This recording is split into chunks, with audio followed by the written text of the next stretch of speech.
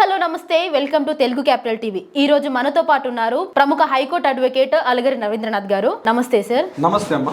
Sir, మన చాలా వరకు భర్త కావాలని డివోర్స్ తీసుకుంటే భార్యకి భరణం ఇవ్వచ్చా, లేకపోతే ఆయన ఆస్తిలో ఆమెకి ఎంత వరకు వాటా ఉంటుంది? భర్త కావాలని డివోర్స్ తీసుకుంటే భార్యకు భరణం ఎంతవరకు ఇవ్వచ్చు? మంచి క్వశ్చన్ అమ్మాయి. అయితే ఇక్కడ మిగిలిన ఎంత భరణం ఇవ్వాలి అన్నది చెప్పే ముందు భార్యాభర్తల మధ్య డివోర్స్ కేసు ఏదైతే ఉందో భరణం ఇచ్చే ప్రక్రియ అంటే ఎంత భరణం ఇవ్వాలన్నది భర్త యొక్క ఇన్కమ్ని బేస్ చేసుకుని ఉంటుంది.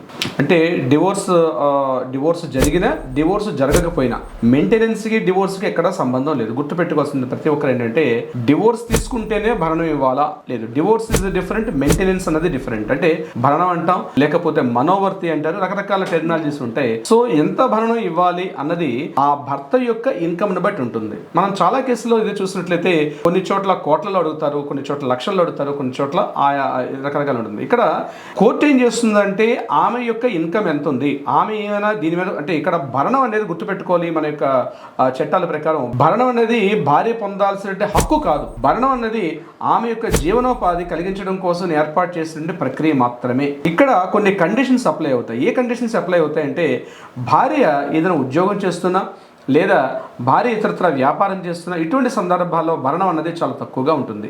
రెండవది భర్త యొక్క ఇన్కమ్ అంటే మెయింటెనెన్స్ ఇచ్చేటప్పుడు స్పెసిఫిక్గా కోర్టు ఇంతే ఇవ్వాలి అని ఎక్కడ కూడా మన చట్టాలు నిర్దేశించలేదు. ఎందుకంటే భర్త ఇన్కమ్ని బట్టి ఉంటుంది. ఫర్ ఎగ్జాంపుల్ భర్త హై ఇన్కమ్ డ్రా చేస్తున్నాను అనుకోండి, కోట్ల డ్రా చేస్తున్నాను అనుకోండి, అటువంటిప్పుడు ఇక్కడ కూడా భరణం కోట్ల రూపాయలు అడుగుతారు అక్కడ ఉన్న అడ్వకేట్స్ కూడా. రీసెంట్గా ఒక కేసులో అయితే సుప్రీంకోర్టు సుమారుగా 30 కోట్ల రూపాయల భరణం అడిగింది ఆ మహిళ.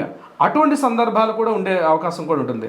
సో భర్త తనకు కావాలి అంటే నాకు డివోర్స్ కావాలని చెప్పి భర్త వెళ్ళేటప్పుడు భర్త అడిగినా భార్య అడిగినా డివోర్స్ ఇచ్చే సందర్భంలో భరణం ఎంత ఇవ్వాలి అన్నది వాళ్ళిద్దరి మధ్య ఉన్నటువంటి ఆ భర్త చేస్తున్నటువంటి వ్యాపారం కావచ్చు, లేకపోతే ఉద్యోగం కావచ్చు, ఇతరత్ర ఆదాయ మార్గాలు ఏమైనా ఉంటే వాటన్నిటిని కూడా సమీకరించుకొని వాటన్నిటిని కూడా ఒక మినిమైజ్ చేసుకొని దాన్ని బట్టి ఆయన యొక్క అవసరాలు ఏమున్నాయి అవన్నీ తీసేసిన తర్వాత ఆ భార్యకి చెల్లించాల్సిన అవసరం ఉంటుంది. ఇక్కడ పిల్లలు ఉన్న పక్షంలో పిల్లలకు కూడా మెయింటెనెన్స్ చేయాల్సిన అవసరం కూడా ఉంటుంది, పిల్లలకు కూడా. సో ఇవన్నీ కన్సిడర్ చేస్తారు. అక్కడ కోర్టు ఇద్దరిని కూర్చోబెట్టుకొని ఎంతవరకు అడిగే అవకాశం ఉంటుంది అక్కడ ఉన్నటువంటి ఆ యొక్క స్థితిని బట్టి.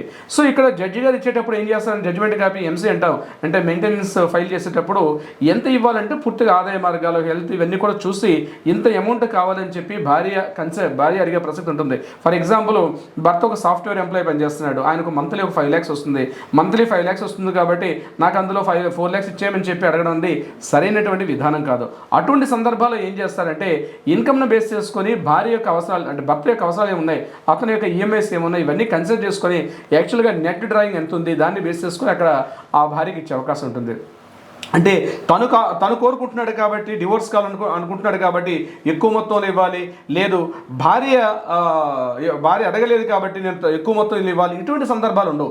సో ఇక్కడ కన్సిడర్ చేసేది ఏంటి, ఎవరు అడిగారు అన్నది కాకుండా ఆ యొక్క భర్త యొక్క ఆదాయ మార్గం కావచ్చు, వ్యాపారం కావచ్చు, ఇతరత్ర ఇన్కమ్స్ అంటే ఏదైనా రెంటల్ ప్రాపర్టీస్ అట్లాంటివి ఉంటాయి, అవన్నీ కూడా కన్సిడర్ చేసి యాక్చువల్గా ఎంత వస్తుంది అన్నదాన్ని పరిగణలో తీసుకొని అప్పుడు మాత్రం అడిగే ప్రసక్తి చేస్తారు కొన్ని సందర్భాల్లో ఈ మెయింటెనెన్స్ ఇచ్చే సందర్భాల్లో. అయితే రీసెంట్గా కర్ణాటక కోర్టులో బెంగళూరు హైకోర్టులో కూడా మనకు కేసు వచ్చింది. ఎవ్రీ మంత్ 6.5 lakhs ఇవ్వమని చెప్పి అడగడం కూడా జరిగింది.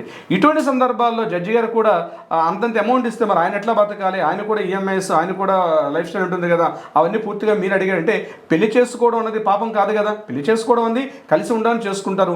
ఏమైనా విడిపోయిన పరిస్థితులు వచ్చేటప్పుడు ఒకరికొకరు పొంతన కుదరని సందర్భంలో డివోర్స్ అనేది వస్తుంది. ఆ డివోర్స్ సందర్భంలో భార్యని మెయింటైన్ చేయాల్సిన బాధ్యత ఒక హక్కు ఉంటుంది కదా. ఇక్కడ భార్య ఏదైనా జాబ్ చేసుకుంటున్నా ఇతరత్ర ఇన్కమ్ మార్గాలు ఉన్నప్పుడు కూడా అవి కూడా పిలుస్తారు, ఆ రెండింటిని కూడా కన్సిడర్ చేస్తారు. ఇంతకుముందు ఇవన్నీ ఉండేది కాదు, కానీ ఇప్పుడు పాన్ కార్డ్స్ కావచ్చు, బ్యాంక్ స్టేట్మెంట్స్ ఇవన్నీ కూడా కోర్టులో మనం ప్రొడ్యూస్ చేయాల్సి వస్తుంది.